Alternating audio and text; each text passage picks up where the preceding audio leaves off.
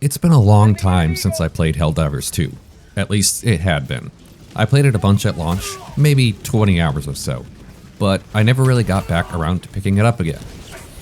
But recently I dove back in and thought it would be good to do a video for all of you folks that are wondering if it's worth getting back into like I was.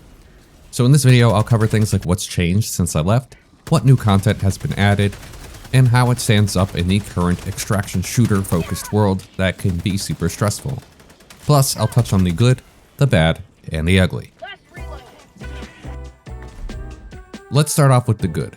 The monetization continues to be great. War bonds, the game's equivalent of battle passes, are cheap and remain around indefinitely.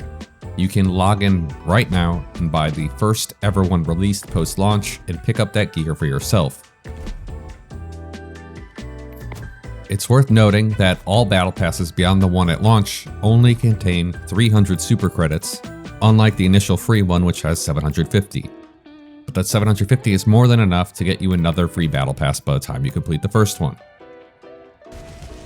So don't expect to keep those credits going infinitely. That said, you can find super credits in missions, and you'll average around maybe 20 to 40 per hour if you're not actively clearing the map. But if you do take the time and play on reasonable difficulties, you can push that towards 100 an hour. Or you can just buy the credits, of course. And there are people who speedrun level 1 missions, clearing every point of interest, and can manage to get like 200 to 600 super credits per hour, something ridiculous, allowing them to easily get the battle passes. That's not my thing, but there are people who have done it.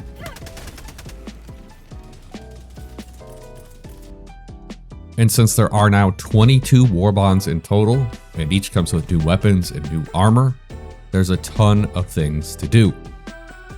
There are 2 premium war bonds that are crossovers with Halo and Killzone that don't return any super credits and cost 1500 super credits instead of the usual 1000.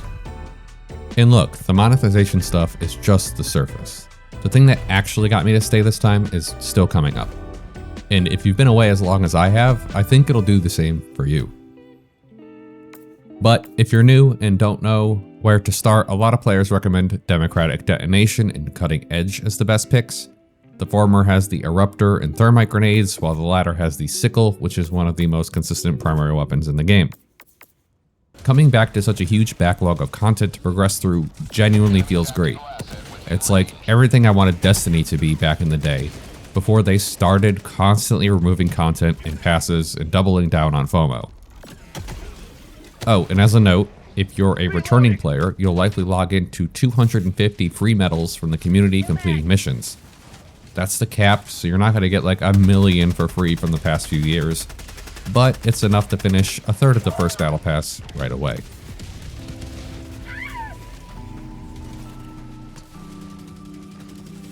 Speaking of progression, if you found progression really slow at launch with such a focus on earning medals and collecting samples and not having much else, there's now a weapon progression system.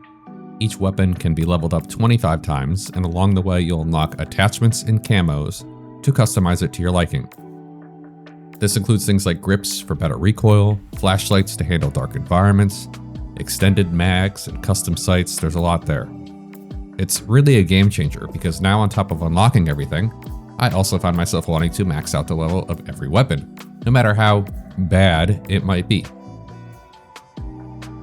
The devs have also added vehicles to the game in the form of 2 walking mechs, a light vehicle that's basically a warthog from Halo, which is great because instead of being glued into that thing, you actually get launched out of it if you flip or hit something hard enough, which is funny and great for the game.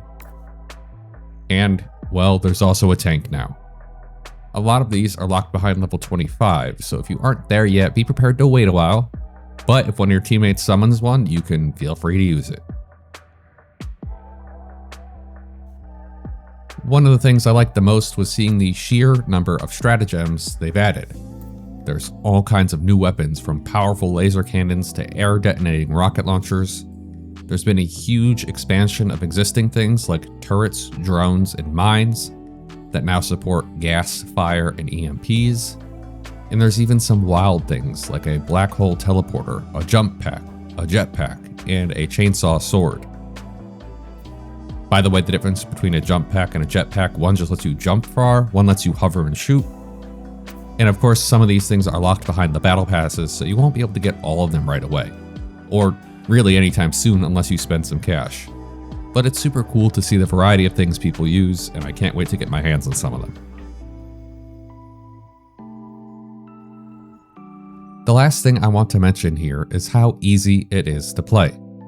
It wasn't hard to feel overwhelmed when the game first came out. But now the game very clearly tells you where the current missions are, and when you're on a planet, you can quickly scan for ongoing missions and join them in progress. But if you, like me, just want to dip your toes in and play again, there's a new quick play button that will just put you literally anywhere in the universe where someone needs help, even against factions that aren't the focus of the current global mission. If you don't want to think about it, you don't have to, you can just jump in and have fun. But not everything is perfect, of course. The Galactic War is still hard as heck to follow. When you log in, you'll be bombarded with page after page of missions completed or failed, and unless you're going to sit there and read all of it, which you likely won't, you'll have no real way of catching up on what's going on unless you go looking online. And of course, this is something in the past, and you've missed out on a lot of this, but for a long time, there was a big focus on nerfing weapons to bring them in line with others. That was reversed in late 2024, but balance remains a big point of contention among the community. The hardcore players want balance and challenge, while the casual ones just want a fun horde shooter. And that's another thing that kind of sucks. There's a huge focus among the community on those incredibly high difficulty levels. Things where the average player really isn't interested in taking on. And a lot of people find it frustrating that there's too much of an obsession with min-maxing and high difficulty content, and not enough focus on just having fun. On a personal note, if I do more Helldivers content, I hope to do exactly that.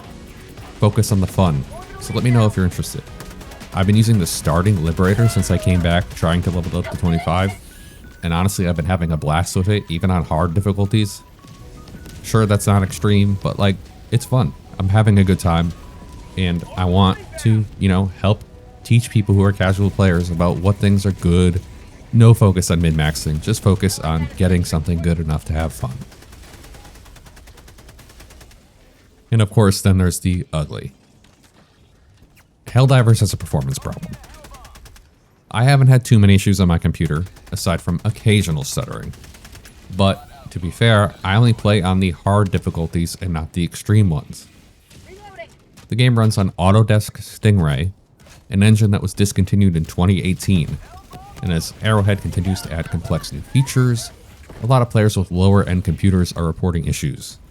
The game is extremely heavy on the CPU, with complex player and enemy physics, and very high enemy density, especially on the extreme difficulties, leading to stuttering and micro freezes.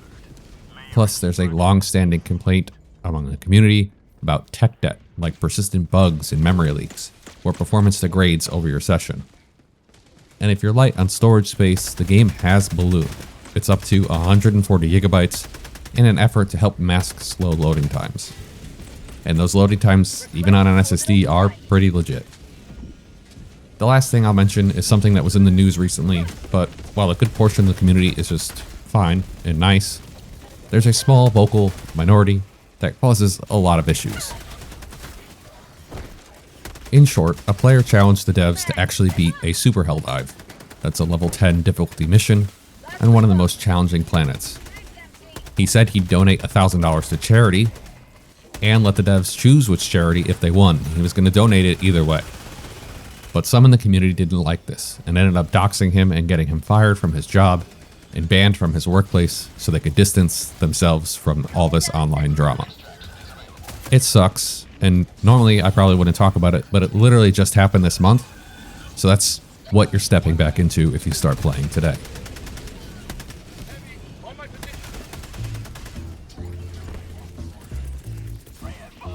In short, Helldivers 2 is in a great place to return to if you've been away for a long time. There's all new factions, new enemies, and more. And in an age of more stressful extraction shooters, it's really just a great chance to pick up some cool guns, awesome stratagems and blow away some enemies. There are new progression systems and a big backlog of content to work through, helping give you a reason to play for at least a few hundred hours. And honestly, I'm glad I came back. Even running around with a starting Liberator trying to grind it to level 25, I've been having a whole lot more fun than I expected. And I think that says a lot about where the game is right now.